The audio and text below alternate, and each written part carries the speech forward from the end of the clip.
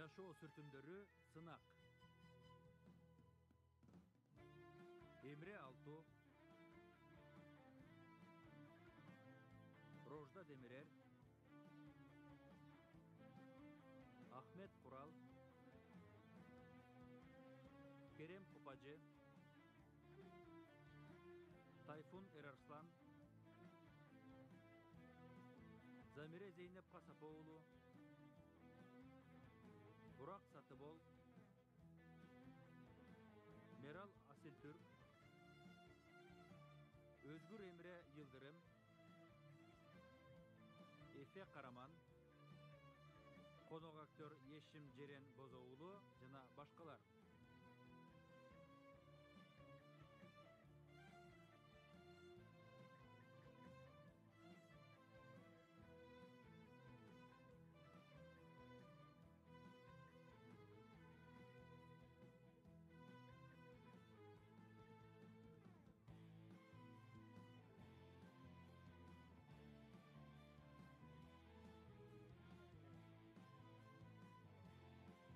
Режиссеру Чаргы Бингуллер, продюсери Жем Табак. Сиздин айта турган сөзүңүз барбы? Жок. Чечимиңизди урматтайм. Сизди түшүнбөй турам. Мен мындай болоорун күткөн эмесмин. Процедура боюнча чече бериңиз. Макул, бара бериңиз. Чоң рахмат.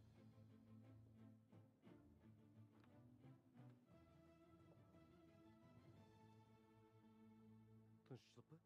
Агай, жумуштан кетти дейт го, бул чынбы?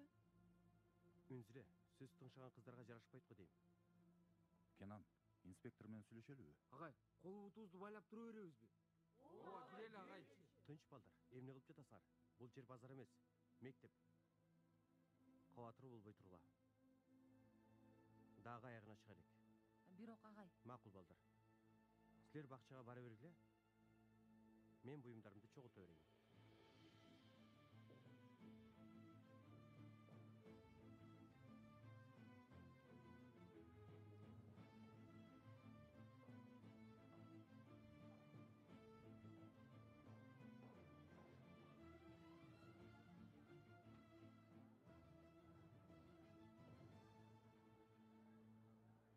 Тойбойго кабышкан окшойт. Дагы келе атышат. Келишсин байкеси. Биз даярбыз. Каалаганыңар аткарылдыбы? Кенан агайды бошотуп салышты. Эми бактылуусуңарбы?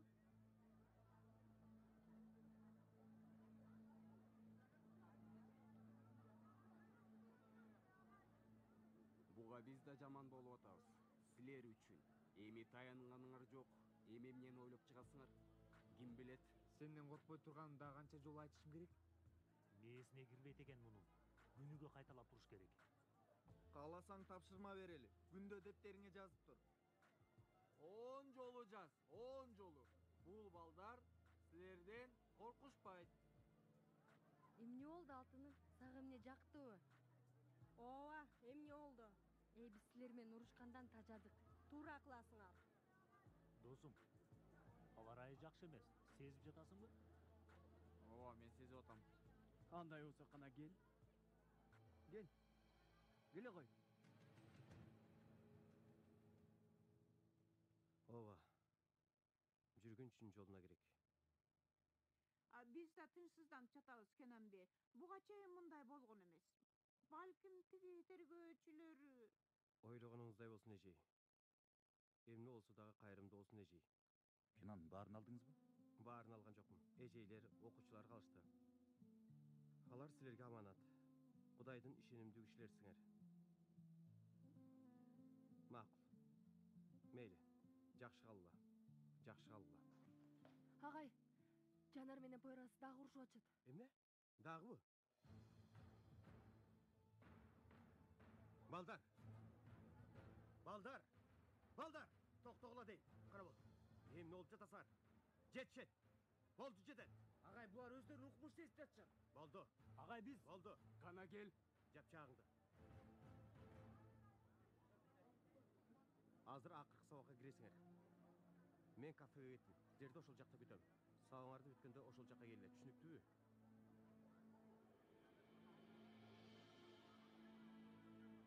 Түшүнүктүүбү? Түшүнүктүү.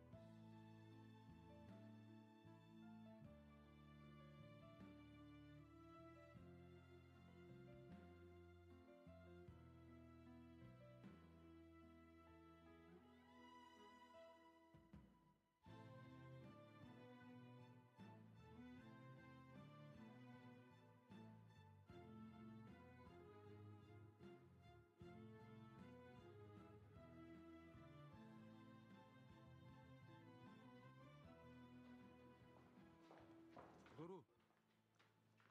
Дуру. Эмне болду? Сүйлөшсөк болобу? Сүйлөшөлү. Бул жакта болбойт. Өзүнчө сүйлөшөлү. Ишим бар. Кечинде 1 саат бошой албайсыңбы? Кечинде сенин деле ишиң болсо керек Пойрас, Урушасың, күчүңдү көргөзөсүң, колуңду көтөргөнгө дагы башка шылтоолорду тапкандырсың.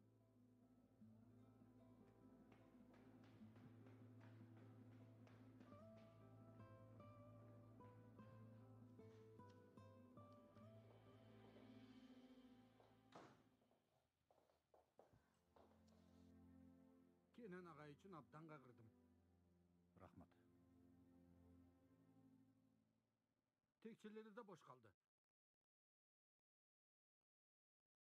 Bul жактай sizdi oylandırbayбы? Эмнесин ойлоном? Ойлондурбай койчу беле.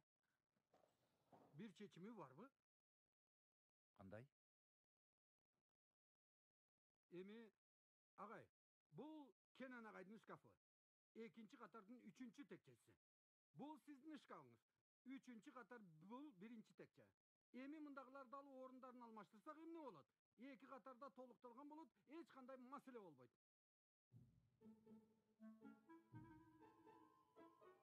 Агай, коңгуроо болду. Makul. Anda men sabakka gireyim, sizler Katar'daki tekçeleri jaygaştırgılar. Жеңилдеп калабыз.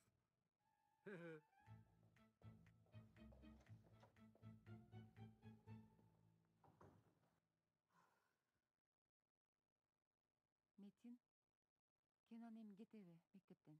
Билбейм. Кечке уюна барсакпы? Жалгыз калтырганыбыз болбойт го?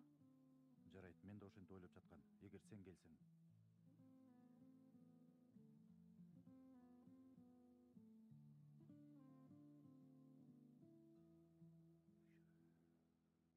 Пакизе, кел бул жака, кел.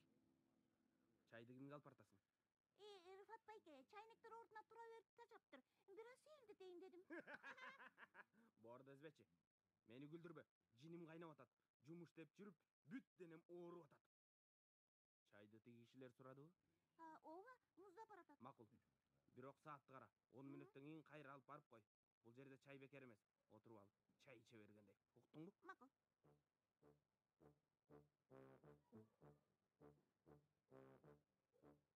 Рыфат, каякта барып жатасың сен? Келечегибизди. Анча жалтырабайт го. Түндүн эң караңгы убагы. Таңга жакын калган кези. Козум. Хош келипсиз, Жезде. Кош келдим.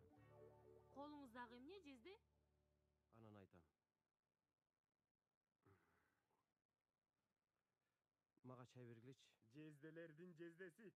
Чайдын эң дендүүсүнөн беремин.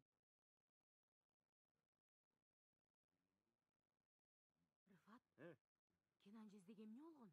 Мати математик киши да ал. Математика жоопкерчиликтүү жумуш, козум. Анын тик бурчун ал, мунун тамырын ал, рационалдык сандар жана башка. Мээси бар сандар, иретсиз сандар, жиндиче сандар. Кандай десем, аябай оор, өтө эле оор. Рыфат, башым жарылат азыр. Жаштыгымды алдың го. Өзүң сурайсың, жооп берсе өмүрүмдү алдың дейсиң да. Койчу, мен чай куям.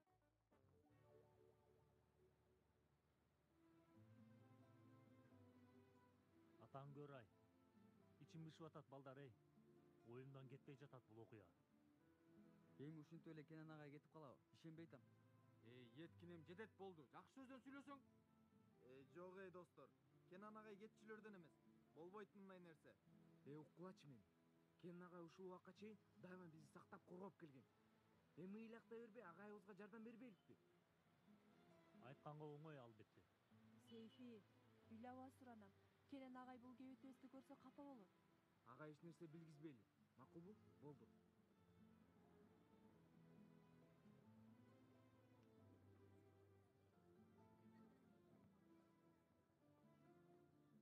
Дуру, Эмне болду Пойрас?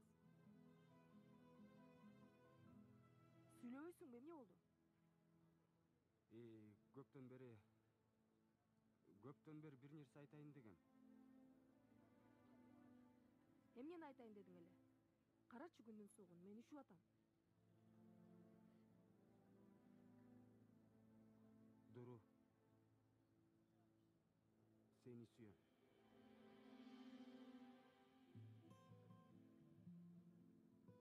Суранам.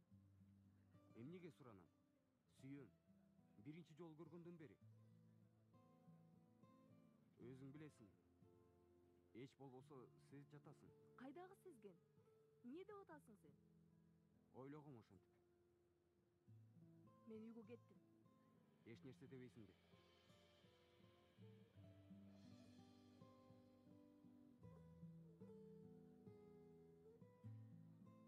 Башка бирөө бар да, Жанер деген немеби? Пойрас, башка бирөө жок. Болушун да каалабайм. Азыр окуудан башканы ойлогон жокмун. Мен жолтоо болбойм, кайра жардамчы болом. Каршы болгонуң башка, себебин билем. Жок, башка кишиң бар. Мен да билем. Сен да апаңа окшоп мени теңиң албайсың. Пойрас, тантыба. Мен сени жакшы көрөм. Бирок бир тууганымдай жакшы көрөм. Сен муну билесиң. Алдыда маанилүү сынактар бар, ага даярданыш керек. Түшүнүп атасыңбы? Анан дагы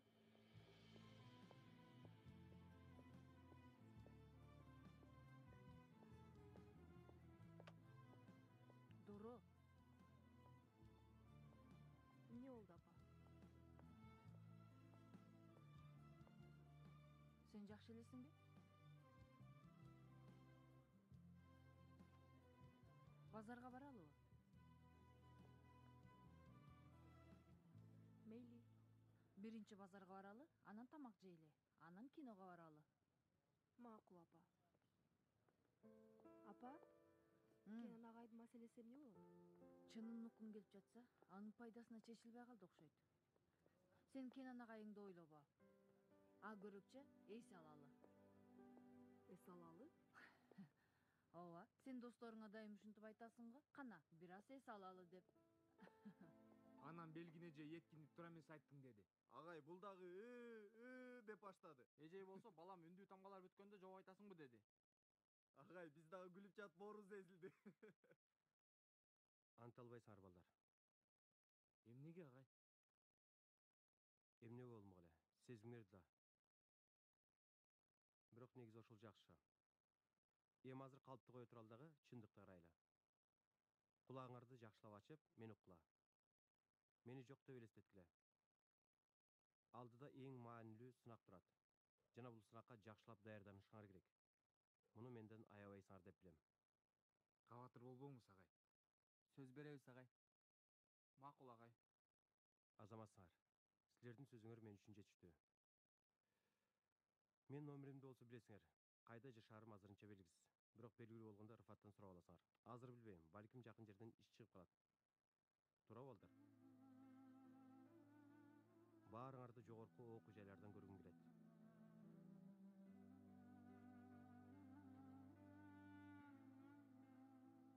Эң башкысы татыктуу окугула.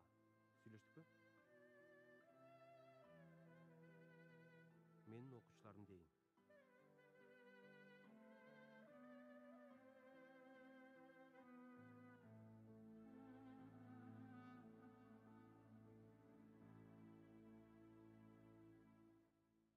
Сөздүн кыскасы, булар мени сүргүнгө айдашат. Бул кандайча жезде, я? Сиздей мугалимдерге ушундай мамиле жасашабы? Эч нерсе кылышкан жок. Кандайча кылышкан жок? Кандай кылган жок жезде?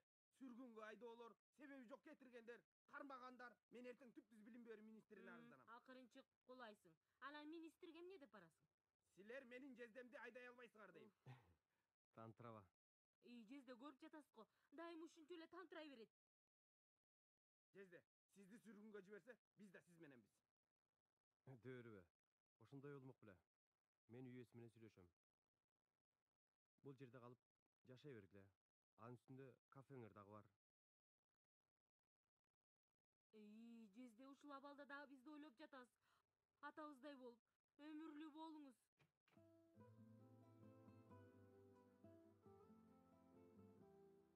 Кандай болуптур? Аябай сонун болуптур. Бул ким? Биздин класста. Айттым эле го. Нил. Нил. Ата, дагы бир нерсе айтайынбы? Биз бул жака жаңы келгенде, ошондо кайра айылга кетели дедим эле го. Кетпей эле коелу. Бул жактагы досторумду да жакшы көрүп баштадым. Мончогум, кел биз бөлмөбүзгө баралы. Жүр. Мунжанда сени да тартабыз. Кел. Мени кара мончогум.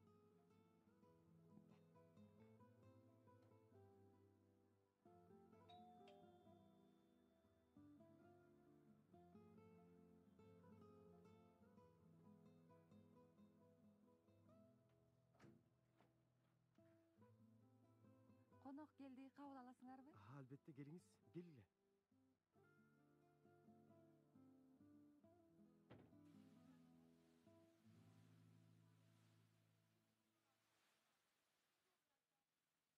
Досум, эмне кылып атасың?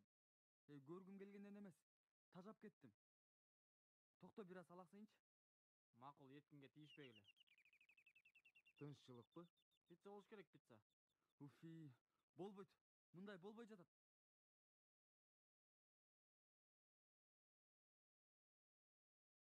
Кана балдар? Сейфи? Ачка эмесмин. Сыйкырды таягыбыз болсо, баягы пойраздар менен урушкан күнгө кайра келип калсак, Кен агай бизге иш жаза бербесе, өзүмдү күнөөлүү сезип жатам. Сүйлөй бербечи, анын кандай тиешеси бар?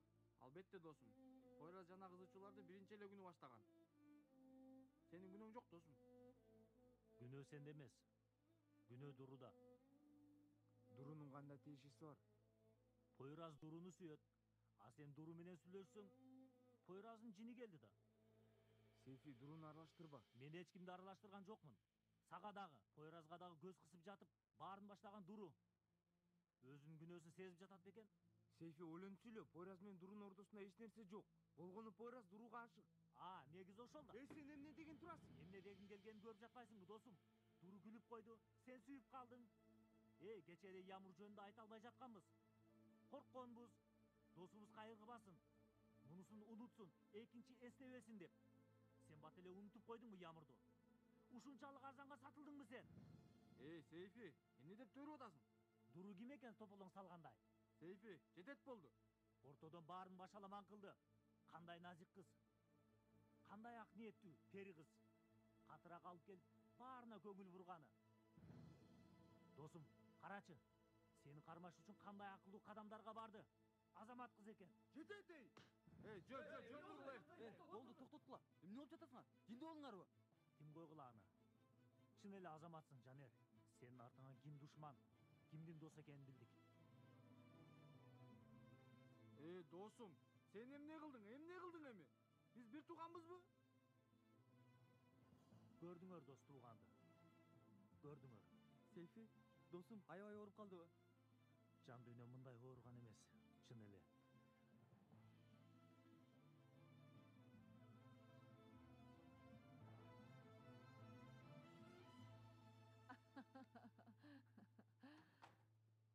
Ай Дуру, боорду эзесиң да. Апа, чын эле күлкүлүү экен. Ай, Аллам. Аябай чарчадым. Ох, ай. Чарчадым. Ох. Мен сизге айткам кереги жок деп. Эмнеге? Кереги жок, карачы, сонуңдарды алдык. Жанагы гана. Карачы. Дуру сонун экен, Мага аябай жакты. Муну карасаң? Кандай дейсиң? Барып дагы бирдеме калсакпы? Экөөбүз окшош кээт элек. Апа. Кандайча апа? Кана кийип көрчү көрөйүн. Апа, суранам. Дүкөндөн кий десем, үйдөн кийем деп болбой койдуң эле го. Кана кийчи көрөйүн. Эринбей эле кие калсаң? Кана кийчи, кандай көрүнөт экен. Макул.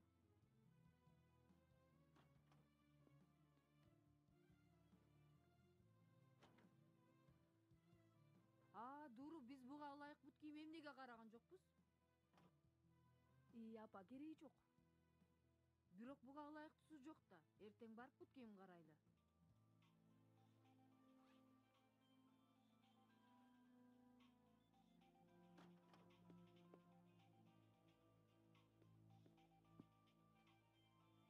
Дагы сумкамды аңтарып атасызбы? Бул бала эмне эле сага кечке чалып калды?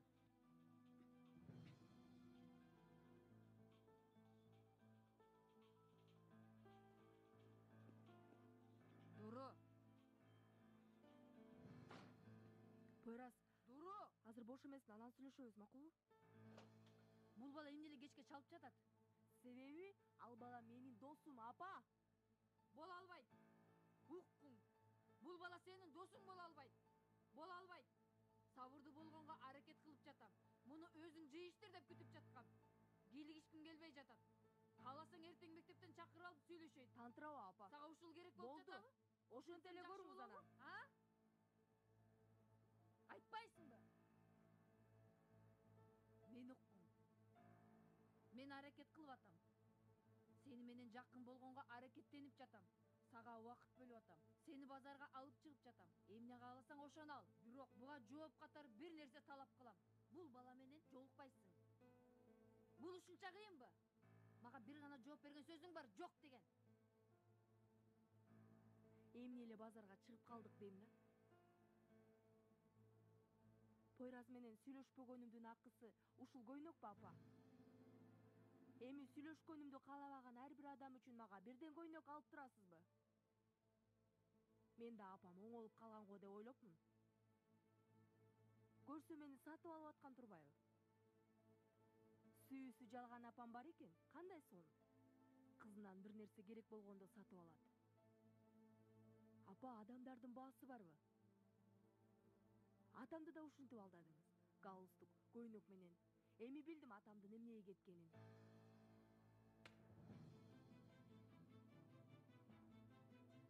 Чыгып кетиңизчи.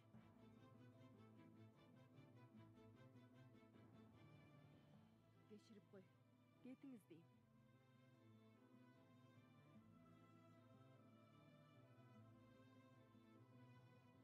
Адегенде үйдү үч көтөрүп кыйкырыңыз. Анан акырын кечирим сураңыз. Чоң рахмат, апа. Көйнөк үчүн. Кино үчүн. Алган жүгөрүңүз үчүн. Анан бул алдаганыңыз үчүн.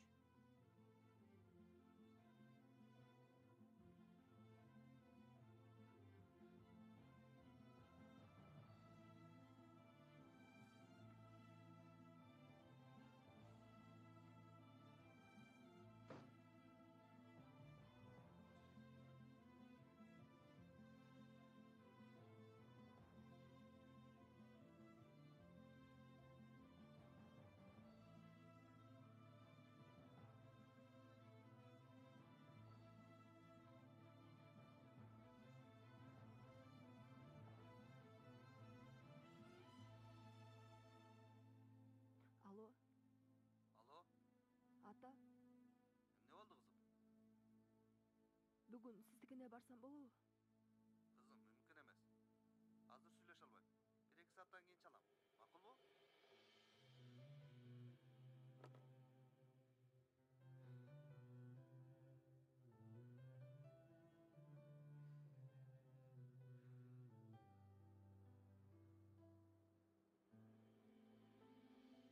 Рахмат, Айнур. Келгениңер абдан жакшы болду. Кенен көп эле кайгыра бербе. Чечим чыкканга чейин дайыма жаңда бололу дедик. Рахмат, Метин бей. Баса, мүдүрлөрдүн ичинен эң жакшы мүдүрдүн бирөөсүз. Анча эмес элең го. Башка салганды көргөнгө чара барбы? Бу Кудайдын берген сыноосуздур. Айттым го, көнүп жатабыз. Балким текшерүү чечими менен өтүп кетерсиң. Ушундай да болмок беле. Болбосо мен эртең билим берүү министрлиги менен байланышам. Метин агай, эми балдарды сизге тапшырдым.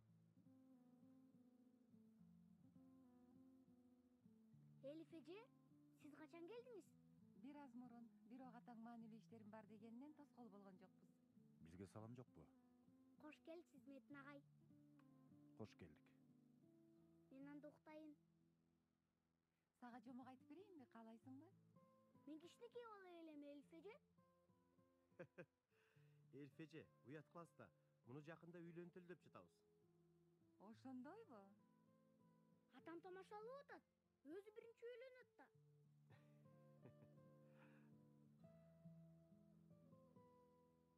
Алло, Эмне болду, Захра? Дуру сенин жаныңдабы, Кудурет? Жок.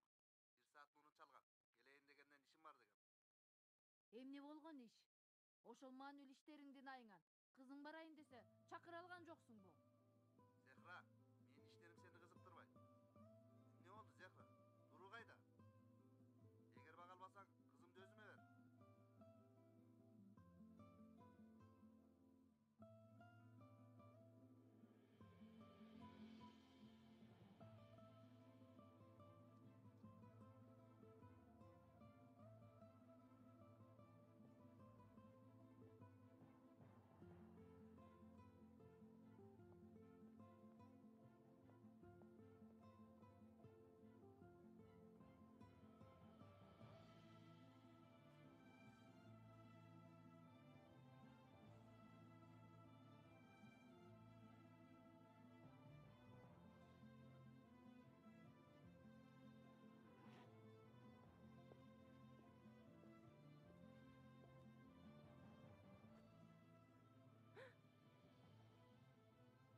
Кечиресиң. Бул жакта эмне кылып жүрөсүң? Сейф экөөбүз урушуп кеттик. Мен эшикти жаап чыгып кеттим. Сенчи? Апам экөөбүз уруштук. Ал муну üşүйсүң. Жок, жок. Сен кийип тур. Мен üşүбөйм. Күн аябай суук. Менин өзүмдүн күрмөм бар. Ооба. Күн суук.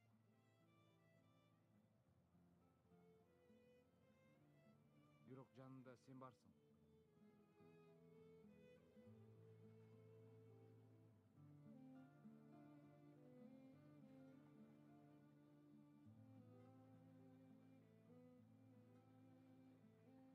Негизи бир аз бассак, балким жылып калабыз.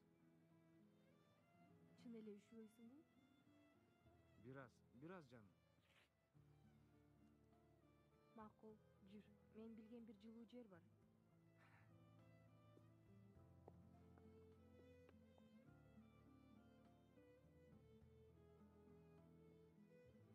Күрмөңдү берейинби? Жок, жок. Ушунда эле барам. Шамал соолуп жатпайбы?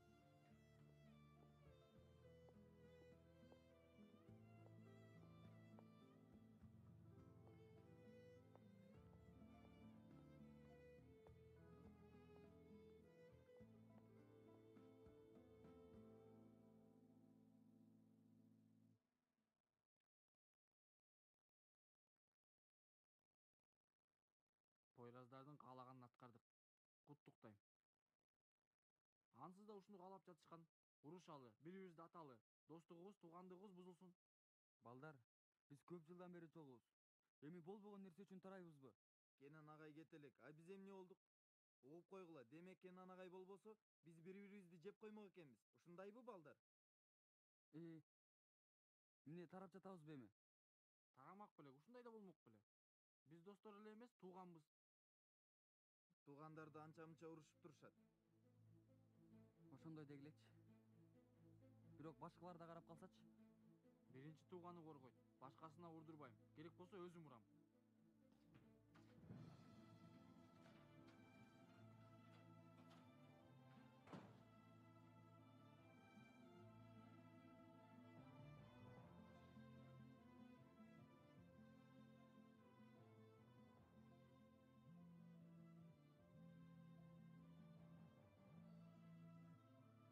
Телефонду алчы.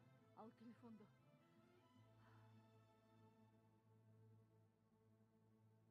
Алло, алло. Пойраз, Угуп жатам, эже. телефонду Дуруга берчи. Түшүнбөдүм. Мен сага телефонду Дуруга бер деп атам. Сен чалып атпадың белең? Жаныңда да. Бер ал дагы телефонду. Дуру үйдө эмеспи? Кандайча? Сенин жаныңда эмеспи Дуру? Чыгып кетиптир, билбейм эмне болгонун. Телефонун үйгө таштап кетиптир. Эч жактан таппай жатам. Табатыр болбоңуз. Мен таап келем.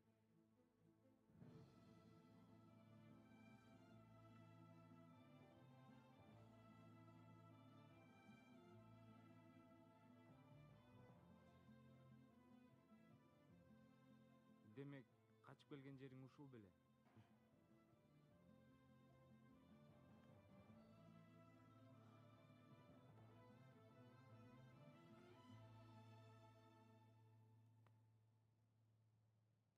Бирөөнү сүйгөнүң кантип сезесиң?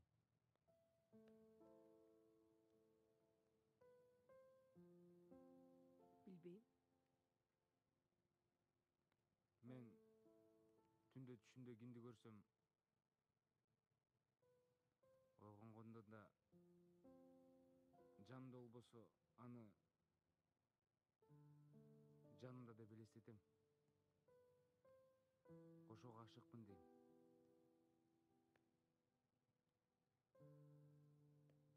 Анан ким менен ойгоносуң?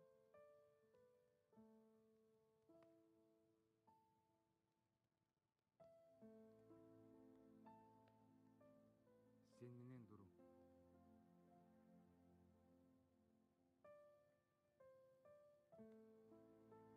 Дуру. Күндө эртең менен түшүмдө укканга макулсуңбу?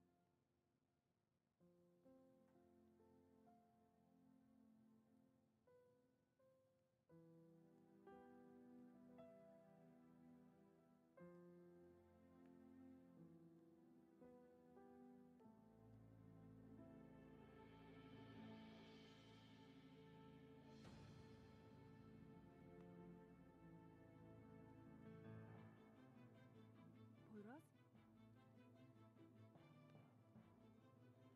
Келесо. Мен сага бул кыздын жанынан алыс жүр дебедим беле? Дегенсиң. Анда эмнеге дайыма бул кыздын жанынан жабышып кетпей калдың? А?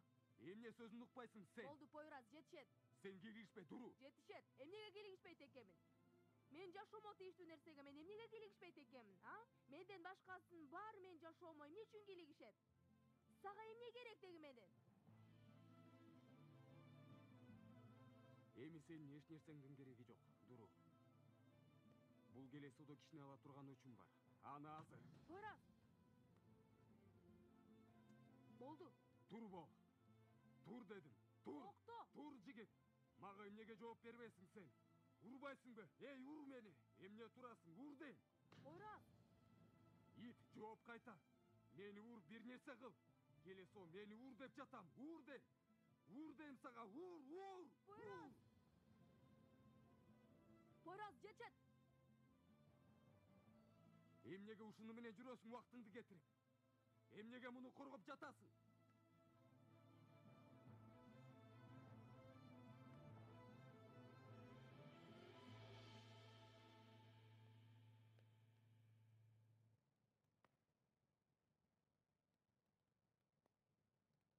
Сүйөмүн аны. Түшүндүңбү?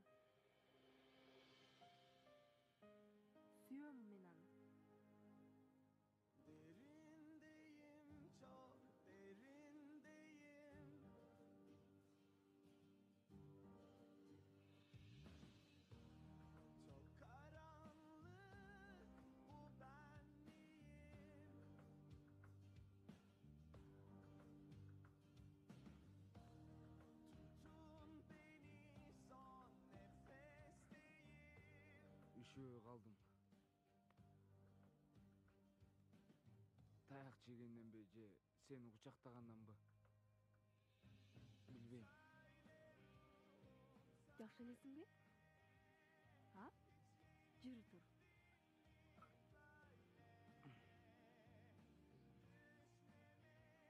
Жакшы элеби? Жакшымын. Жакшымын. Сүйөм аны. Түшүндүңбү? Сүйөм мен аны. Сүйөм аны.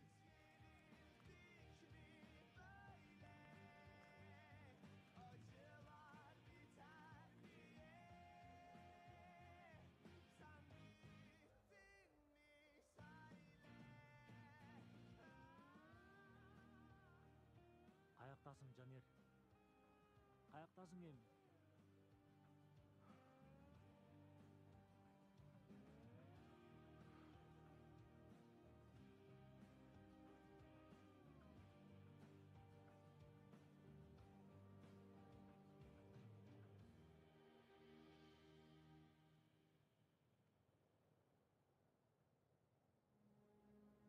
Эмне болду, досум? Сейилдеп жүргөм жөн эле. Эмне болду, досум, айтпайсыңбы? Ошондой да сейил болмок беле? Пойраз чапты. Дагы сурап коем. Мен аны барып сазайын бербесем, экинчи КамАЗ эмесмин. Эгин кандай? Сеникине караганда аябай жакшы.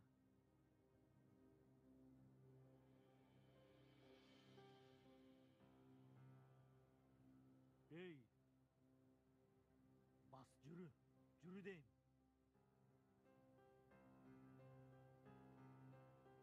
Кел. Мен ал Пойразды эмне кылам көрөсүң.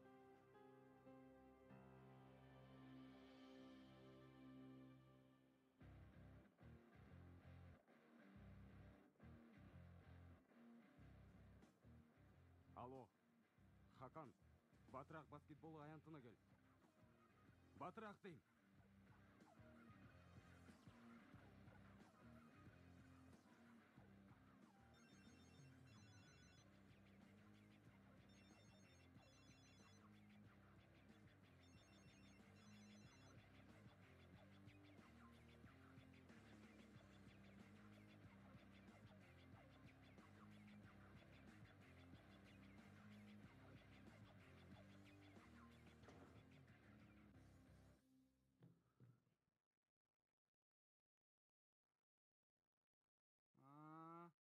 Бири-бириңерди төпөлөшүп жатып эс алдыңарбы акырында?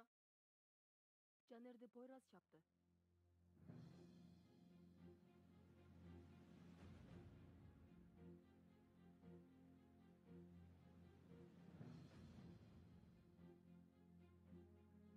Дуру, мен сени үйүңө жеткирейин. Токто, мен күрмөмдү алып алайын.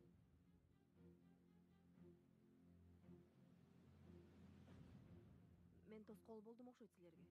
Кааласаң бул жакта кал.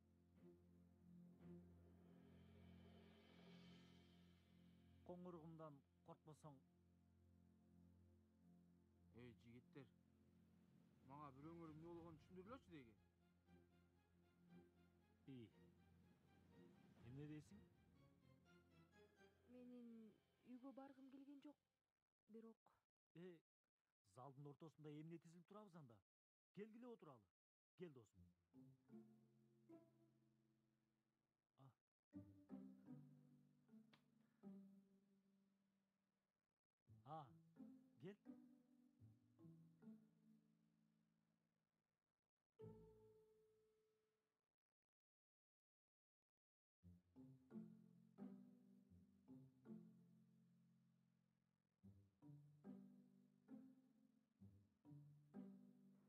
Жигиттер, мага сөз бергиле.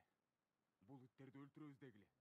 Бул жашоого жаралгандарына нааразы болгудай болушсун. Аркаларына карабай качкыдай болушсун. Эми Кенан агай да жок. Сөз берем, досум, сөз. Баарын жайгарабыз. Сен эч кабатыр болбо, досум. Биз баарын жайгарабыз. Беркилер жанында беле?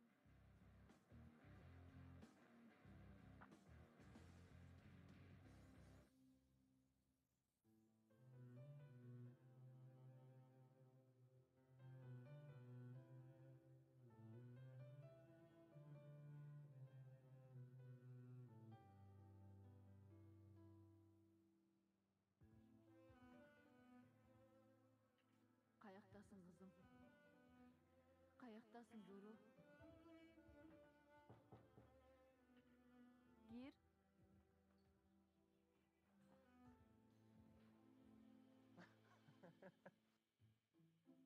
Эмне күлөсүң? Соом жарашып калыптыр. Каласың сага берем. Чоң рахмат. Бул жакта ким жатчу эле? Мен Эми каяка жатасың? балдардын жанына жатам. Андай болбойт да, мен кете берсем болмок.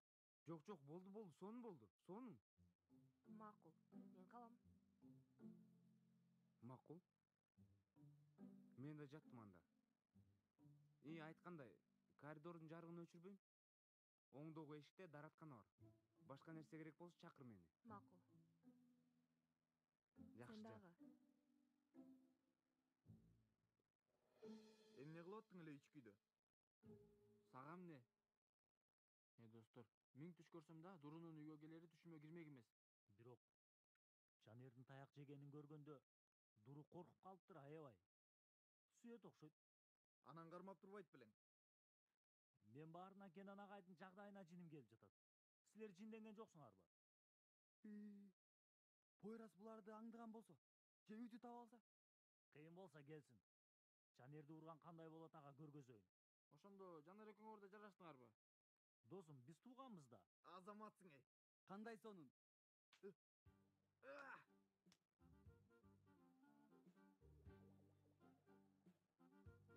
Эмне кылып атасың? Кимдердин жаныңарга жатам деп ойлонуп атам. Тууганым. Тууганым десең да ийбейм эми досум. Мейли, жакшы.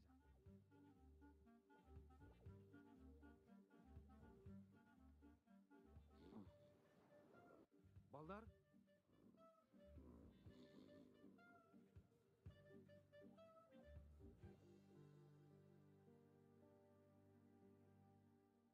жезде кийинип алгансыз го? Ушунча жылдын көнүмүшү оңой эмес экен да. Өзү дайыма шалбырап жүргөн үчүн сизден чочулап кетти. Сиз көңүл бурбаңыз. Ата, сиз бүгүн эмнеге жумушка барган жоксуз? Колкуй, сен дагы эле тамагыңды жеп элексиңби? Тур бол. Мен сени мектепке алып барам. Болбас, алла. Эл журт мени көрсүн. Анан сен да тигин илди көргөз мага. Бирок билгизбеңиз, Эй, сен билгизбеңиз деген сөздү кайдан үйрөнүп алгансың? Алла. Кийин муну. Алла. Чоңоюп калганың бат эле. Ал сумкаңды. Ата, биз кеттик. Жакшы барла. Жакшы бар. Сени эч унутпайм жаным. Уф, Кыдыр бар, Рыфат, бол. Жакшы бар, бай-бай, Рыфат. Унутпа мени. Жакшы бар, бай-бай. Жезде, сиз эмне кыласыз бүгүн? Билбейм. Чын эмне кыларымды билбейм. Эшикке чыгам го, жок дегенде. Эс аларым. Эс алып?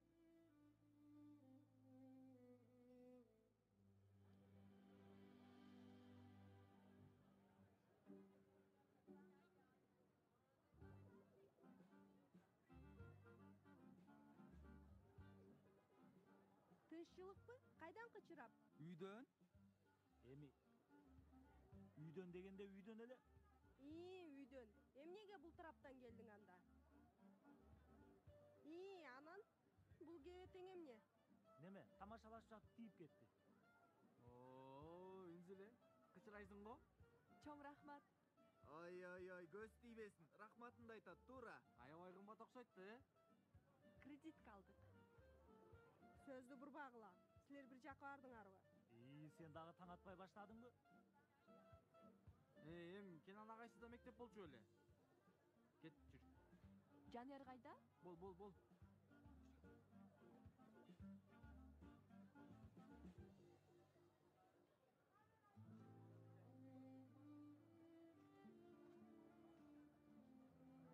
Өзгөчө мен үчүн сонун тамак болду. Мен үчүн дагы.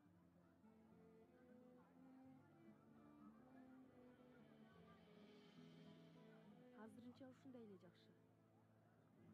Макул сүйгөнүм. Сүйгөнүм? Ооба, сүйгөнүм.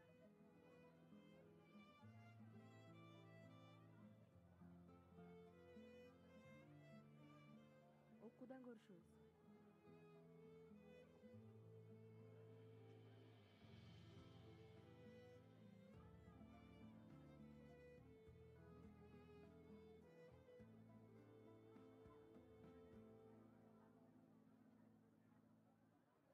Duru! Meni qara. Qayerda жүрөсүң? Qayerda жүрдүң? Досумдукунда калдым. Чын элеби? Мен таң атканча уктабай сени күттүм. Ким ал досуң? Кайда жүрдүң? Досумдукунда калдым дедим го. Ал кайсы досуң? Көрдүңүз го. Аман эсен. Эми уруксат берсеңиз, мектепке барайын.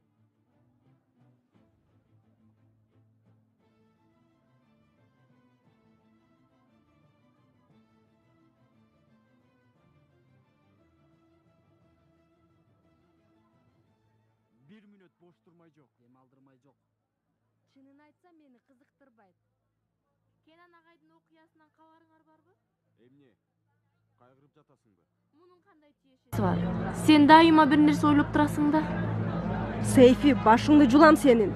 Силер бир нерсе жашырып жатасыңар. Эй кыз, кайра сурайсың да эч нерсе болгон жок. Досум, эмне деп жатасың?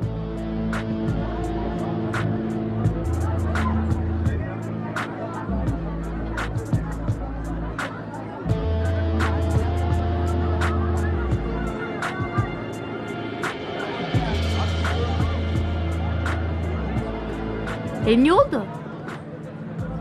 Oraz каяка? Bir nerse oldu bu. Emne oldu buğa? Duru, сүйлөбөйсүңбү?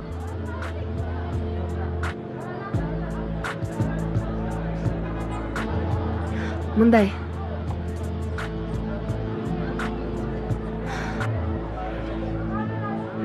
Жанер экөөбүз сүйлөшүп атабыз. Эмне?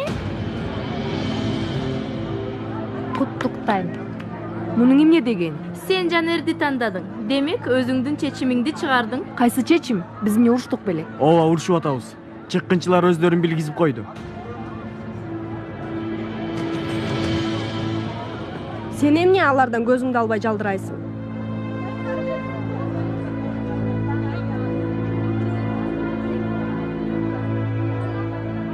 Өлүп кетейин, силер бир нерсе жашырып жатасыңар. Эмне болгонун айтмайынча сүйлөшпөгүлө биз менен. Жүрөбүз эле. Ой-ой. Эч нерсе болгон жок кыздар. Достор, эми жакында үй маселеси да, Дуру маселеси дагы билинет. Жакында көрөбүз кайсынысы биринчи билинерин. Менимче биринчи Дурунун маселеси билинет. Аны айтыш керек кыздарга. Баскыла кеттик. Кеттик.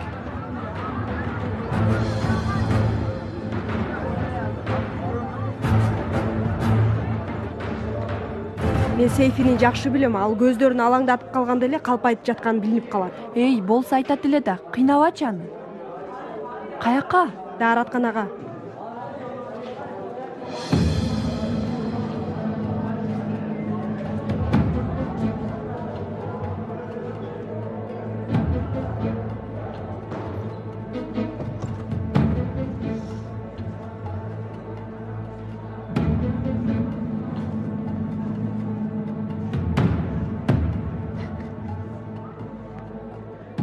Турусу көрдүк. Кычырайсың го? Үстүңдөгүнү чечпей эле койсоңчу. Мектепте баары көрүшсүн.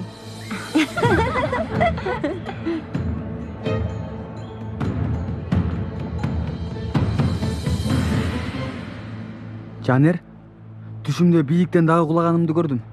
Чоочуганымдан оозума учук чыкмак. Андай менде да болот. Кээде Суперменге окшоп учам мен да. Жок, меники башкача. Кандай десем, кулай берем, дайыма кулай берем.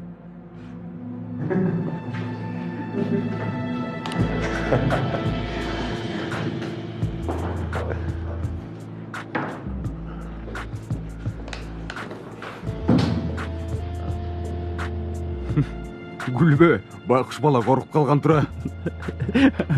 Моруп кетти. Болду эми Гүлбө. Бала аябай коркуп тур. Байкуш бала. Кыздар, силер бир аз эшикке чыгып келгиле. Сабак башталат да. Сабак башталганда келесиң да, алтыным. Бар. Силер да, болгула, бол. Сен каяка?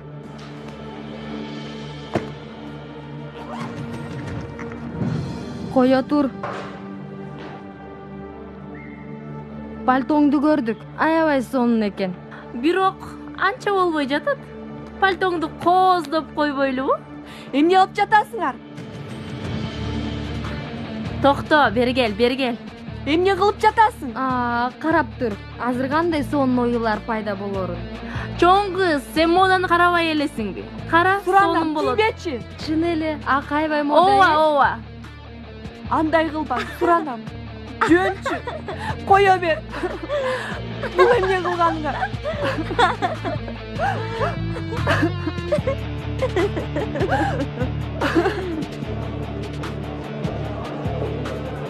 Раунд 1. Биз бир нерсе кылдык. Эми кезек силерде.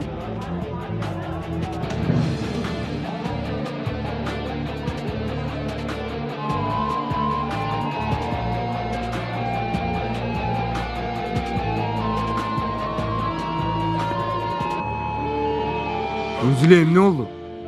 Айтпайсың эмне болду?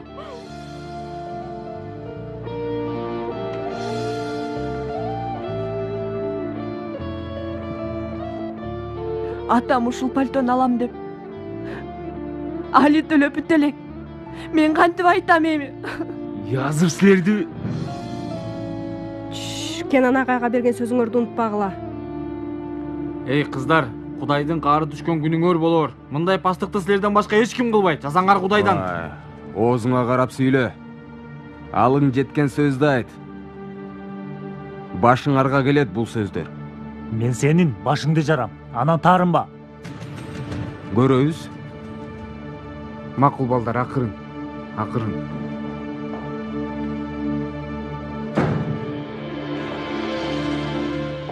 Отургула. Бүгүн силерге Гогольдун пальтосун окуп берем. Эжей, бул темабызга байланыштуу экен. Эмнеге? Эмне болду? Елиз менен Пелин Үнзүлени кыйнап пальтосуна лак төгүп салышыптыр.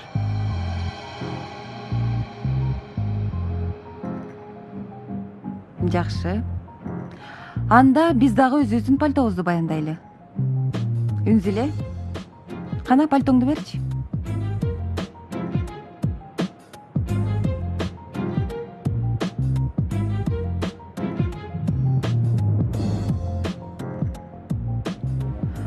Силер болсо лагыңарды бергиле. Эжей, бизде лак жок. Бергин дедим. Чыгар.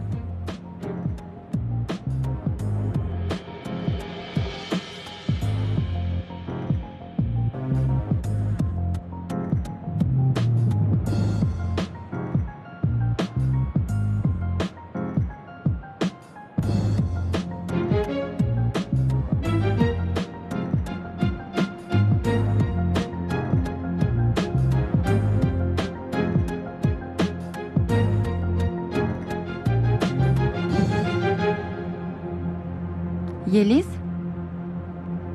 сен өзгөчө мода менен кийинесиң го? Карачы, бул аябай модалуу экен. Сага да жарашат болуш керек. Кана, тургун, кийип көрчү. Кийгин дедим. Кий. Мына.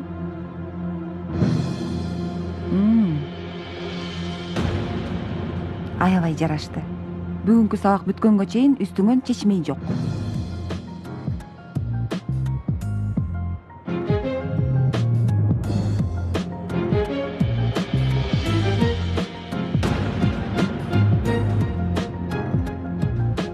Пальто. Мамлекет кеңселеринин биринде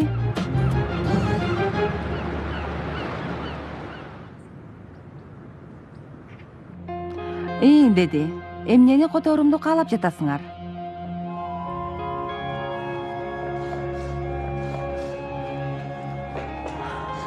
Жакшы калгыла балдар. Алдагыны чечпегин. Мен карап турам.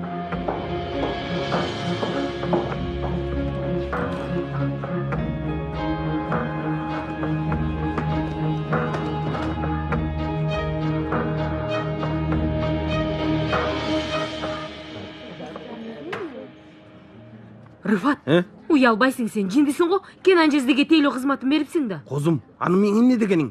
Уятты. Алла алла. Мен да эмне деримди билбей калдым. Мага бер, алаксып турам деди. Макул дедим.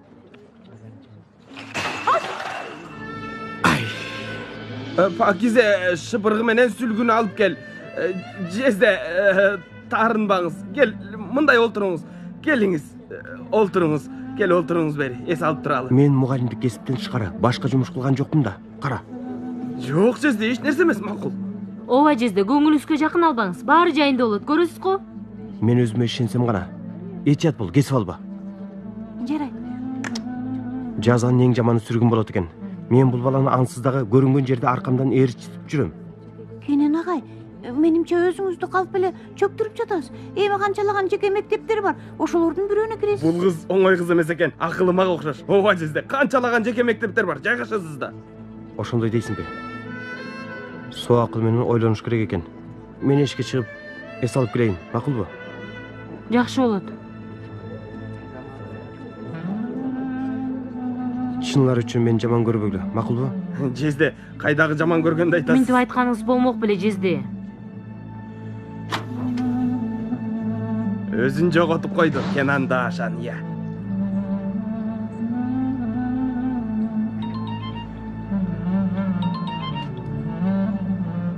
Эмне болду, Элип эжей? Кенан агай, саламатсыз?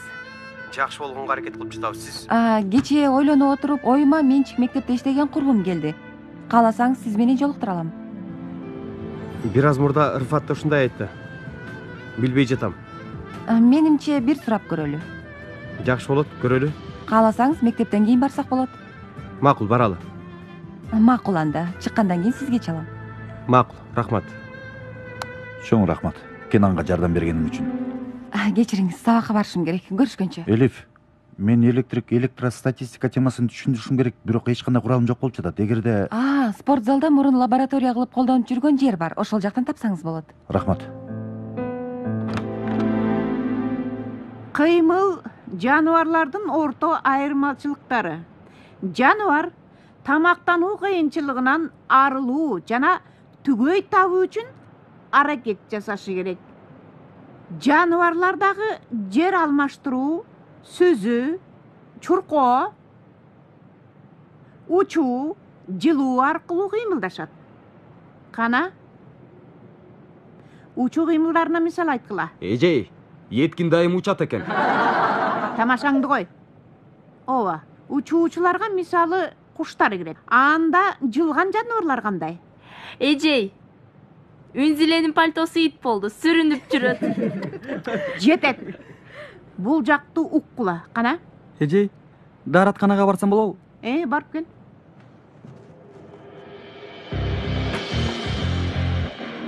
Кана? Кайерге токтолдук эле? Бергели асмандын ээси. Эмне кылып жатасыңар? Кой бер колду. Азыр ушканды үйрөнөсүң. Кой бергиле мени. Үйрөнгөндө баары оңой боло баштайт. Кой бер. Каяк алып баратасыңар мени? Бул эмне кылганыңар? Мындай кылбагылачы. Каяктамын мен? Мектептин чатырындасың. Эмне кылып жатасыңар мени? Кой бергиле. Бул эмнеңер? 1 мүнөттөн кийин жерге кулайсың. Андан кийин бийиктиктен коркпой каласың. Ушундайда зөкүр болосуңарбы? Туранам, кой бергилечи мени. Эч ким жокпу? Жардам! Эмне болуп жатат бул жакта? Эмне кылып жатасың?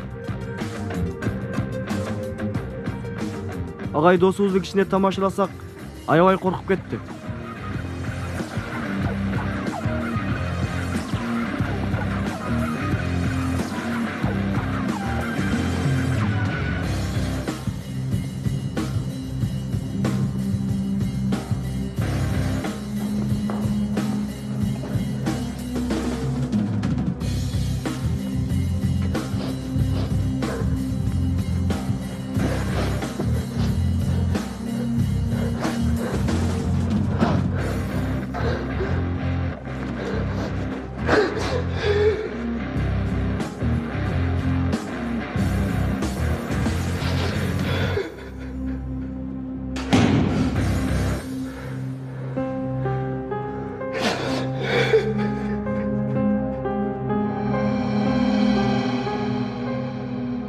Эй, Эткин, сен каякта жүрдүң? Тыныгы бүткүчө сени издедик. Эч нерсе болгон жок. Мага тийишпегилечи. Ушундайда зөкүр болосуңарбы я? Жардам! Эткин, сага эмне болду? Эмне болуп жатат? Суранам, кой бергиле мени. Мени эмне кылып атасыңар? Мени бүтпегилечи. Жылдын видеосу болот бул. YouTube'да, Facebook'та, Twitter'де биринчи орунда болот. Балким телевизорго да чыгат. Досум, мен чыдабайм буга. Өмөр. Сөз бергенбиз.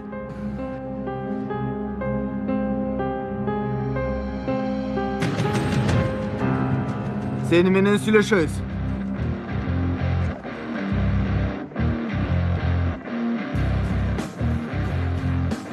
Сен менен эмнеге кыз жигит болбогонун эми түшүндүм жана ушуга шүгүр кылып атам. Пойра, сен эч нерсеге татыктуу эмессиң. Кенан агай сага боор ачып атат. Адам болсун деп өзү мектептен ажырап калды.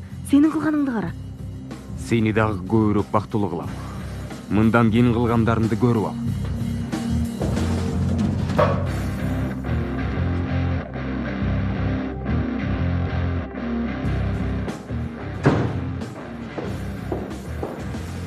Отургула. Сабак болбойт деп ойлосоңор жаңыласыңар.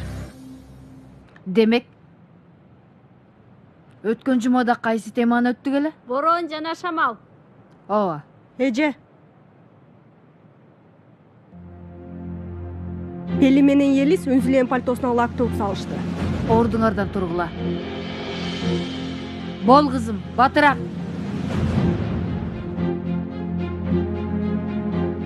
Эмне кылдыңар эле? Эже, мен класста жалгыз турганда Пелин менен Елис келди. Анан Пелин?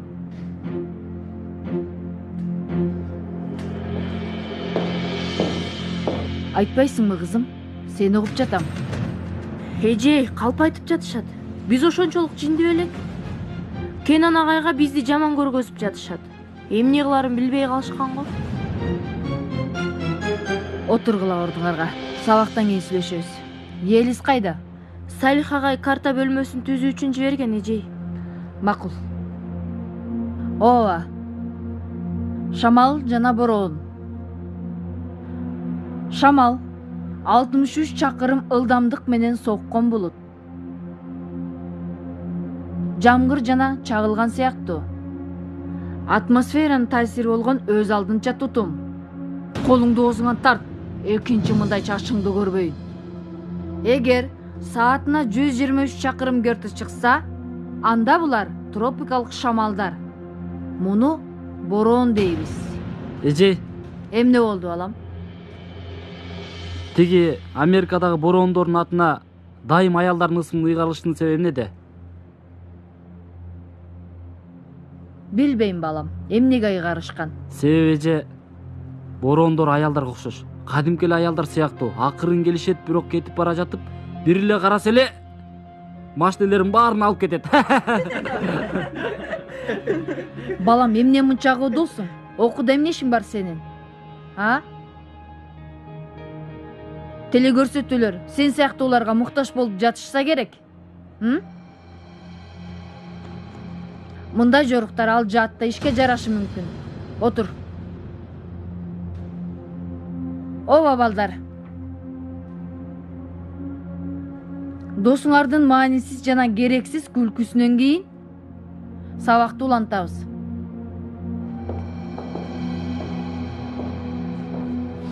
Кай жерге токтодук эле? Борон жана Шамал. Азамат. Рыфат, бул сенин номериң. Эмнеге өзүңдүн номериңди жазып койдуң? Козум, жездем акча кармаганды такыр билбейт, чачып жок кылат. Ошондуктан өзүмдүн номеримди жаздым. Рыфат, Кенан жезди десең, ал үчүн аябай кайгырып жатам. Акыркы күндөр такыр көңүлү жок. Козум, көңүлдүн жоктугу грипп сыяктуу өтүп кетет. Бирок сенин кейигениң туура. Каякта жүрөт ал?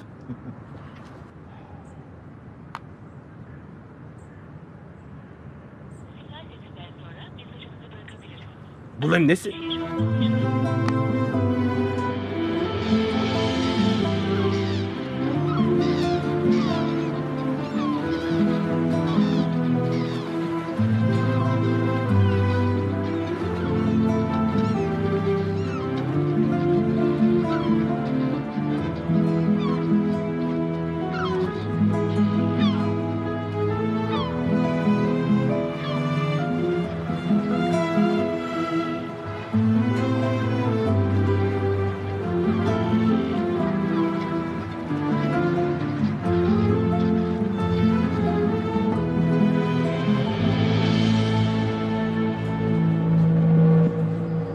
Апа аке, коркуп атам.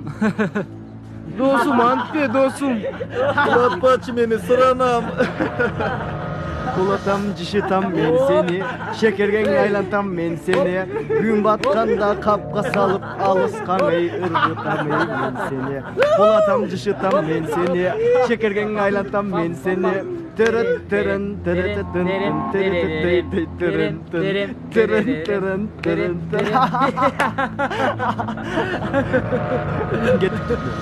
Не кылып жатасыңар?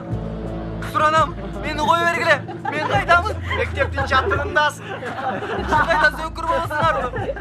Суранам, кое бергиле мени. Эч ким жокпу? Жардам! Жардамга! Качанга чейин унчукпай жүрө беребиз. Досум Еткин, сени урган алар. Үнүңдү чыгарбай отурган сенсиң. Корко тургандар алар, сен эмес. Эч ким жокпу? Айтканга оңой болот. Бардык мектеп мени шылдыңдап жатат. Силерде эмес. Сени шылдыңдаганы, бизди шылдыңдаганы болот.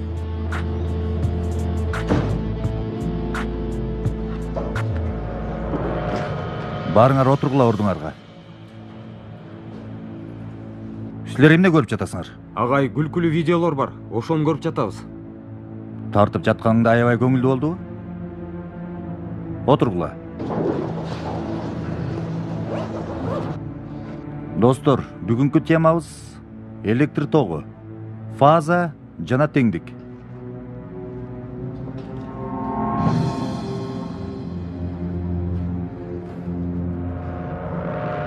Эки жүз жыйырма вольт.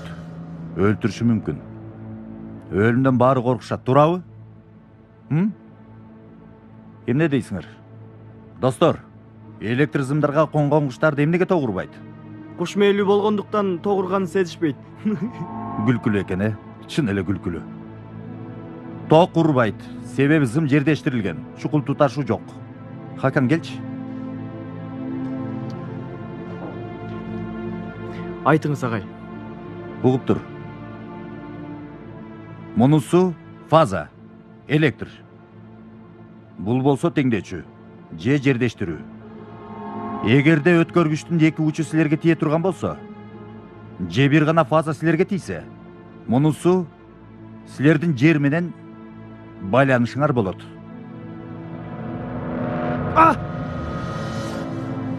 Мисалы, Хакан досуңар азыр өлүп калышы мүмкүн болчу. Бирок өлгөн жок. Эмнеге? Вилканын сайгычы жок болчу. Күлбө!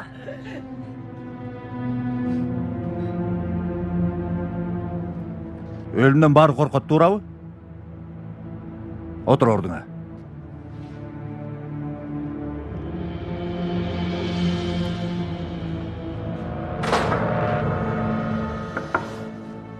Гер. Агай, видео жөнүндө уктуңузбу? Ооба, уктум. Бир нерсе кыласызбы? Жок дегенде балдарга эскертүү бересизби? Ал видеода Еткин жалгыз экен. Өздөрүн өздөрү тарткандыр балким. Үнзүлө жөнүндө уктуңузбу? Ооба эжей, аны да уктум. Бирок сиз жазалап турсаңыз деле. Эми уруксат берсеңиз ишимди кылайын. Эмне болушун күтүп жатасыз, Салих агай? Чыр чыгышымбы? Элиф эже, баарына көз салып жатам. Кабатыр болбоңуз. Мынчалык ырбата турган эч нерсе жок.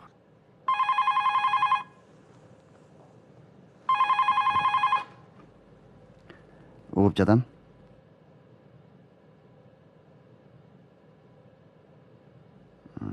Ооба, Кенан Даашан арызданбай турганын айткан.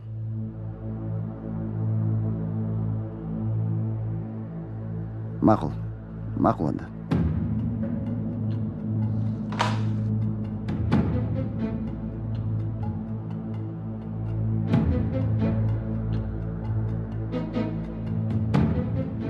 Инспекторлар эртең окуучулар менен жоолугуш үчүн кайрадан мектепке келишет экен.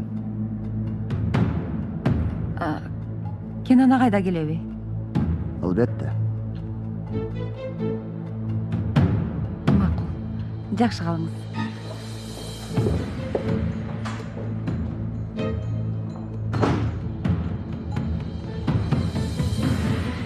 Жезде, сиз эч кабатыр болбоңуз. Мен сизге сабак өткөнгө жарнама илип койдум. Кудай сакта. Жарыя кылдым деп бардык Стамбулга кабарлагансыз болгону кафенин терезесине илип койдуң. Кафеге келгендер аны көрүп окушат. Макул балдар, макул. Элиф эже жеке мектепке сүйлөшүп келди. Азаматсыз Жезде, андан көбүрөөк акча табасыз. Мени акчасы кызыктырбайт. Макул, бирок билим берүүгө хобби катары барып турасыз. Эмне дейин эми Жезде? Салам. Кош келипсиз. Кандайсың, жакшысыңбы? Жакшымын. Кош келипсиз. Тынччылыкпы? Бүгүн эрте чыгыпсыз го? Акыркы сабагым бош эле, чыгалыбы? Чынын айтсам, кылганыбыз туурабы билбейм. Бирок чыгалы. Жезде, Кудай жолуңузду ачсын. Билбеген сурооңуз болсо, убакыт коротпой кайра кайтыңыз. Рифат. Эй, мен күч берсин деп дуа кылып атам, козум. Алла. Достор, Метин агай биздин өчүбүздү алды. Көп сүйүнбөгүлө. Бул жакшы күндөрүңөр.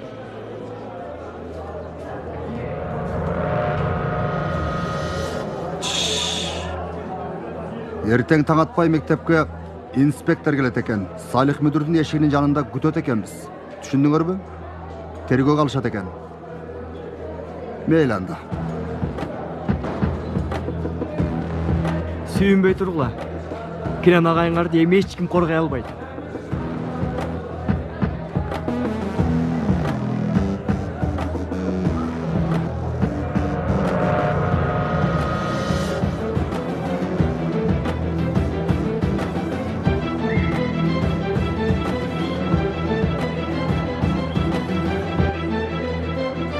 Кенен агай, мектепке чакырыласыз. Эртең инспектор кайра келет.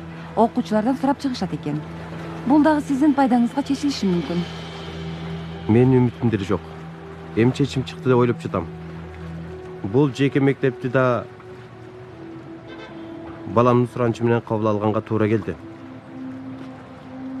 Ушундай кырдаалда адамдар белгилүү болот экен, түстүү кагаздай болуп. Эч нерсе эмес. Жакшыраак жооп алып калаарыбызга ишенип туралы. Эми жок дегенде эртең бүрсү күнү иштер жумушуңуз болот.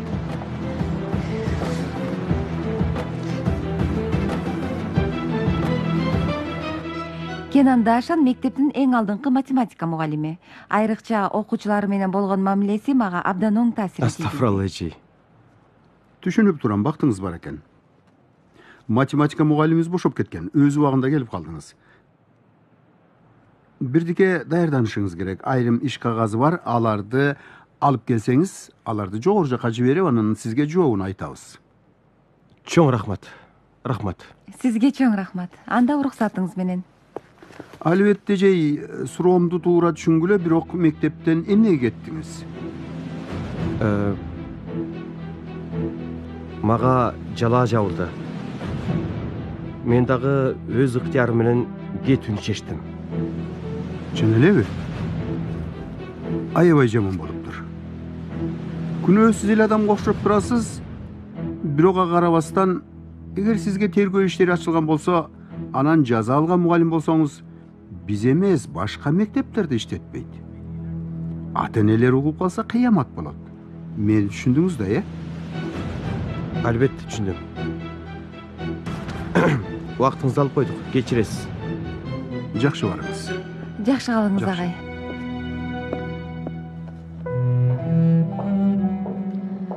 Капа болбоңуз, Кенан. Кечки акылдан таңкы акыл. Көп кайгырарыма ишенбейм деңизчи. Аракетиңиз үчүн чоң рахмат.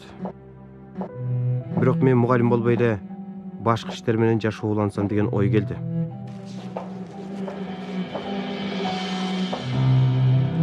Кайгырбачы Еткин. Ансыз да Метин агай өчүбүздү алды. Кыйратасыңар. Эл журтка силер шылдың болгонсуп. Элиф эженин айтканы да жакшы болду, Так сыяктуу көрүнбөй эле турат. Эмне эле? Аты эмне эле? Мурда мода болчу го? Минтип көнөктөрдү ылай окшош боекторго батырып. Заманында. Түр салып ал. Ооба ошондой. Түр салгандай эле болду. Сенин да күрмөңдү алып алдым. Рахмат, Өмөр. Эч нерсе эмес, иш. Мейли дегилечи. Кенан агайдын көңүлүн кантип көтөрөбүздү ойлонбойлубу? Киного баралы? тамакка чакыралы аны. Угуп жатам Алтыным. Кафеге баратабыз. Кенан агай да ал жакка барат. Сен да кел. Сагындым. Жок, кыздардын кабары жок эле. Бирок эптеп түшүндүрөбүз албетте. Бир аз таарынышат. Макул көрүшкөнчө. Чын эле балдар.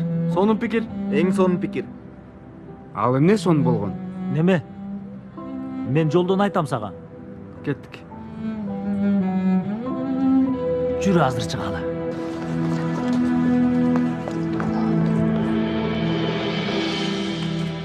Балдар кандай? Жакшы, бар жайында. Кудай, этият болуңуз агай. Метин агай, биздикилер менен Пойразды Эмел фечей турушат. Биздикилердики дебегиле деген да. Бирок Кабатыр болбоңуз. Балдар да келди. Кош келипсиңер балдар. Кош келипсиңер. Саламатсыздарбы? Саламатсызбы агай? Саламатсызбы агай? Саламатсыздарбы? Жакшы, өзүңөр кандайсыңар? Рахмат агай. Жанер? Сага эмне болду балам? Эшикти сүзүп алдым. Агай, бизде математика сабагыбыз болгон жок. Агай, ичибиз ачышып калды биздин. Агай, биз ал сабакта кантип толуктайбыз? Кандай болот ал? Эми мындай. Марио, мага жардам берсең, жүр.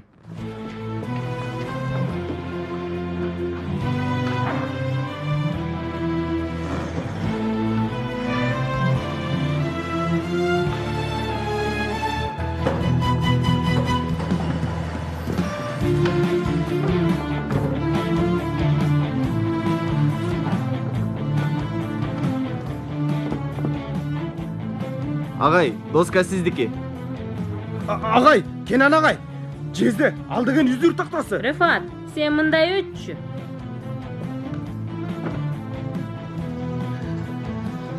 Макул. Кана, кайсыл жерден токтодук эле? Чексиздик жана үзгүлтүксүздүк. Макул. X өзгөрүлмөсө эгерде A өзгөрүлмөсүнөн кичине болсо жана оң жактан жакындашып турса, муну оңдон жакындашуу деп атайбыз. Жана мындай көрсөтүлөт. Эгерде X өзгөрүлмөсү иреттүү сандан чоң болуп жакындашса, анда аны да оңдон жакындашуу дейт. Жана минтип Дуру? Агай, сабагыңызга катышсам болобу? Бул кайдан чыкты эми? Мен сага анан түшүндүрөм, бирок урушпайсың. Кел отур.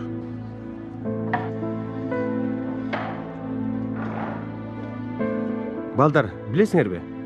Негизи бул адамдардын бирин-бирин таанысына окшош. Кээде туруп өз жашыбыздан дагы кичине көрүнөбүз. Кээде улуу көрүнөбүз. Ушул жагдай каршы тараптын бизди туура эмес түшүнүп алуусуна себеп болот. Ушундай учурда бизге болгон турушу менен жакындаган кишилерге бир мүмкүнчүлүк берсек, пайда болот, туурабы?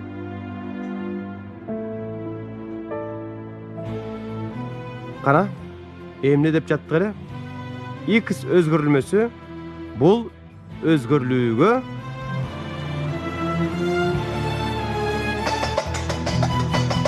Болду, сабак бүттү. Чоң рахмат агай. Алтыным, мени менен кал. Барыңар мени кечиргиле достор. Бас. Агай, сиз кайда барсаңыз барыңыз, бирок биз дайыма жаныңыздабыз. Рахмат агай. Жакшы барыла. Жакшы барыла. Жумушуңузга ийгилик, Кенан. Чын айтсам, бул жакта жакшы курс болот го. Бул жактан курс болбойт. Болбош керек. Болбойт, бул жерди эс алуу жайы деп билет. Болот. Кандай дейсиң Метин агай? Макулсузбу? Элфежей. Макулбуз. Агай, анте көрбөңүз, болбойт андай нерсе. Рыфат. Насыя маселесин эскертейин. А? Тагдыр урду эми. Сиз дагы уруңуз. Сен мага ансыздагы жеке сабак берим үчүн аракет кылып жатпадың беле? Сабакты үйдөн бересиз деп ойлогом да. Ой, кичинекей бир курс ачтык десек болот. Ошондой болду окшойт. Биз кетели. Жакшы калыңыз. Жакшы барыла. Айнур кайда? Айнур кайда? Сабак берип жатып Юсуфту унуттуңуз. Айнур аны алганы кетти. Алла. Коркуп атам. Пойраздын достору менен кылгандарын көрүп турасың. Дагы урушуп кетесиңерби деп аябай коркуп атам. Мен Пойраздан да башкасынан да коркпойм. Сен жанында болгондон кийин эч нерседен коркпойм.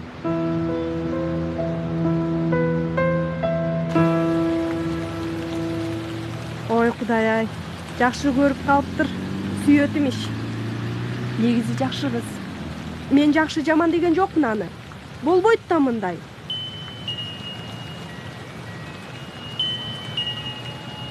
Ямыр чалып жатат. Кандайсың? Жакшы, бирок аркаңарга бурулуп карасаңар да андан да жакшы болот. Эмне дейсиң? Сюрприз! Кыздар, аябай сагындым силерди. Айшыгүл мага көнүш үчүн бир аз убакыт керек го. Айшыгүл бир аз чукчуңдай берет. Бирок жакшы кыз. Алда сага көнөт. Түшүндүрөбүз. Эмнени? Бири-бирибизди сүйгөнүбүздү. Анан болбой баратса айтпай коем. Эмне? Тамаша, айтам. Кандай дейсиңер? Бир жерге барып отуралыбы? Балким Жанерди да чакырып алабыз. Биз үйгө кетишибиз керек. Ооба, биз үйгө баралы жаным. Кандайча? Көптөн бери көрүшпөй, мен силерди сагынып келсем, ана силер үйгө кетебиз деп. Кыздар, бул эмнеңер? Анда болуптур. Мен силердин дартыңарды билип алам. Кандай болсо да биз бир класстабыз. Эмне? Эмне? Ооба.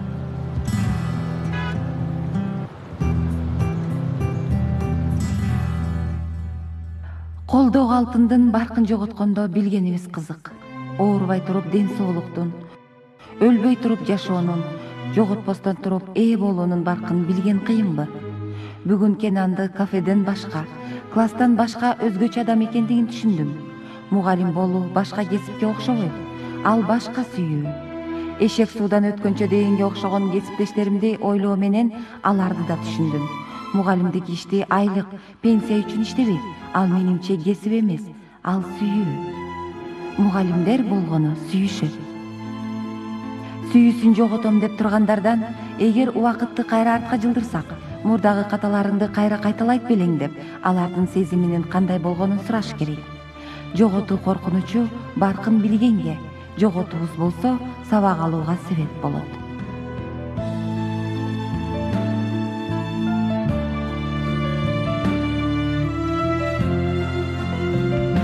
Бүгүнкү мага үйрөткөндөрүң үчүн чоң рахмат, Кенан мырза.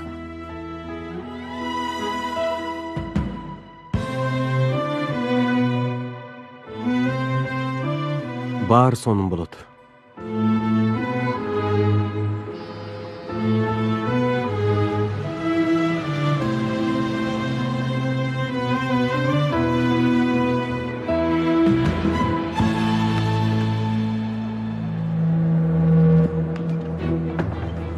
Дуру, сени чакырып атат. Бул жолу өз тарабыңды танда.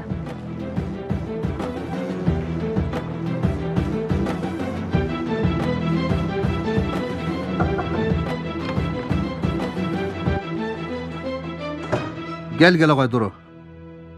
Бу жака эмне үчүн келгениңди билсең керек. Ооба агай. Анда Кенен агай кандай киши? Аны кандай мүнөздөйсүң? Биринчи ошондон баштайлы кызым. Айта кой. Мага айта тургандарыңды болгону сен жана мен гана билем. Ошон үчүн кабатыр болбо. Кенан агай, аны мен жаңы эле тааныдым, бирок абдан жакшы мугалим. Бир гана математика сабагын түшүндүрбөйт. Мисалы кечээ бир канча окуучуга сабак өттү. Артта калбагыла деп. Силер аны мектептен кетиресиңерби билбейм, бирок бул аны кызыктырбайт. Ал болгону кафеде чай ичип атып, ошол эле учурда калтырган сабактарды түшүндүрдү. Бул үчүн акча алдыбы? Жок агай, астафрала. Кафе тууганыныкы экен. Чайларды ал алып берди. Түшүндүм. Кенан агайды кетирбейсиздерби? Чыга берсең болот. Мага Пойразды жибер. Макул агай.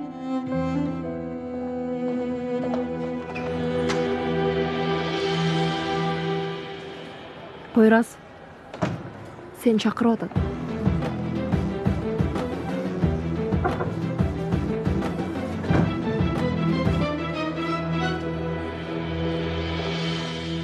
Gel ağay jigit. Bilişimçe okuyanın başka kahramanı sende okudum. Berkisi Caner. Demek Poyraz. Kenan ağa jönündө emnelерди ayta alasың? Seni okup жатам. Ayta ber. Балдардын сын пикири ишке жарайт. Мен да ошентип ойлоп жатам. Анчалык көп үмүттөнбөш керек. Акыры процедурага кетет. Ооба. Кенан мырза туура айтат. Процедура бул. Кенан мырзанын кетүүсүн каалап жатасыз агай, туурабы? Элиф? Elif'e cevabıyla söylüyorsunuz. Sezimtaldık menen çekten aşkan sözlerdi ayttınız.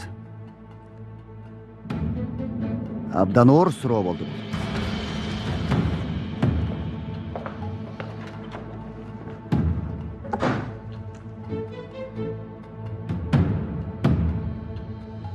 Оор болду. Жок. Оозунан сөз түшүп калды го. Баары сонун болот, мен ишенем. Мен да ишенем. Сонун болот. Мага уруксат берсеңер, эшикке чыгып келейинчи.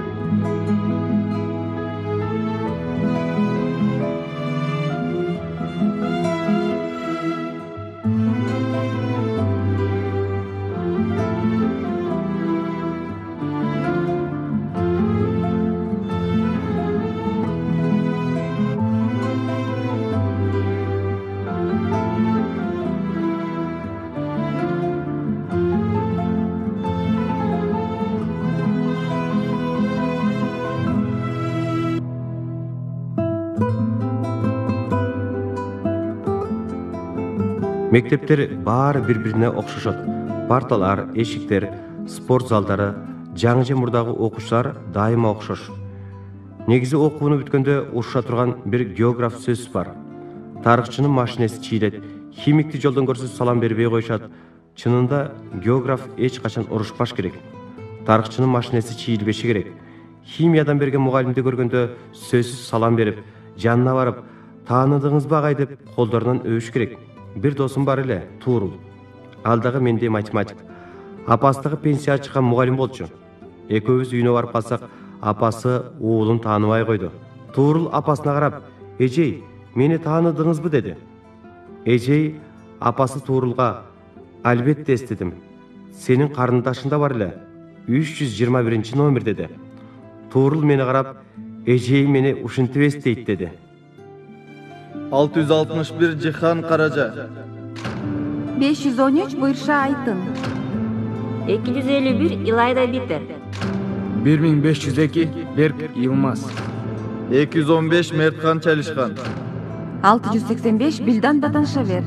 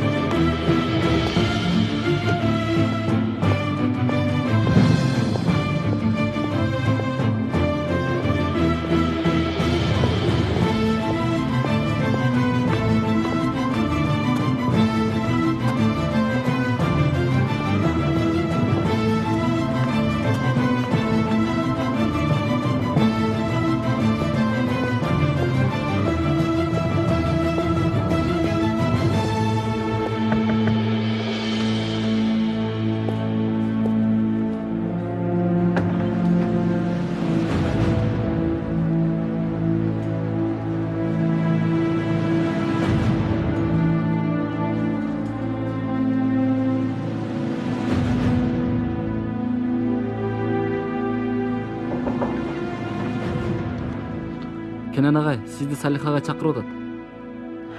Жүрүңүз.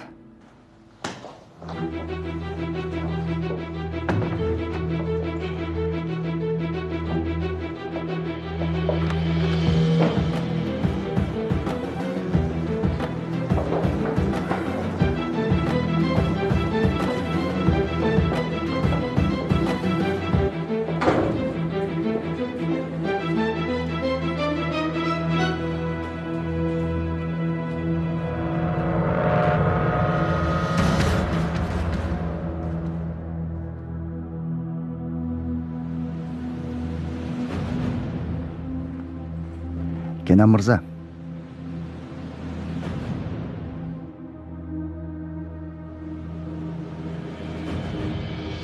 Çeçim çıkkan.